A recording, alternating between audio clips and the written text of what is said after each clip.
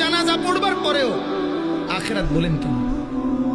প্রতিদিন আপনাদের চতুর্দিকের মাইকে এলান হয়, আজমক আজমক আজমক। আমার শায়েখ আল্লামা মুফতি মুশতাকুন নবী সাহেব হযরতে কথা প্রায় বলে, হ্যাঁ একদিন, আজ কিংবা কাল অচিরেই এলান হবে আজ মুশতাকুন নবীর মৃত্যু হলো। হযরত ওমর এই কথা প্রতিদিন বলতেন, কুল্লা ইয়াউমিন ইউকালু মাতা ফুলান মাতা ফুলান। এটা ওমরের কওল।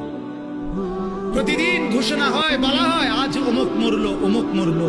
ওয়ালা বুদ্দা মিন ইয়াউমিন ইউকালু, অচিরেই নিশ্চিত একদিন আসবে যেদিন ঘোষণা হবে মাতা ওমর, ওমরের মৃত্যু হলো।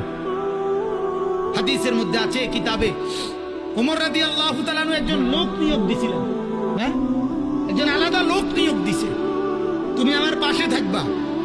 কিছুক্ষণ পর পর আমি ওমরকে তুমি আখিরাত মনে করাই দিবা, কবর মনে করাই দিবা, মৌতের কথা মনে করাই দিবা। ওই যে নবী বলছে, আকসিরু যিকরা হাদিমিল লাজ্জাতিল মাউত, নবী বলছে বেশি বেশি মৌতকে স্মরণ কইরো। এই জন্য ওমর একজন লোক নিয়োগ দিছে যে তুই আমারে ভাই মৌতের কথা মনে কর, মৃত্যুর কথা মনে কর।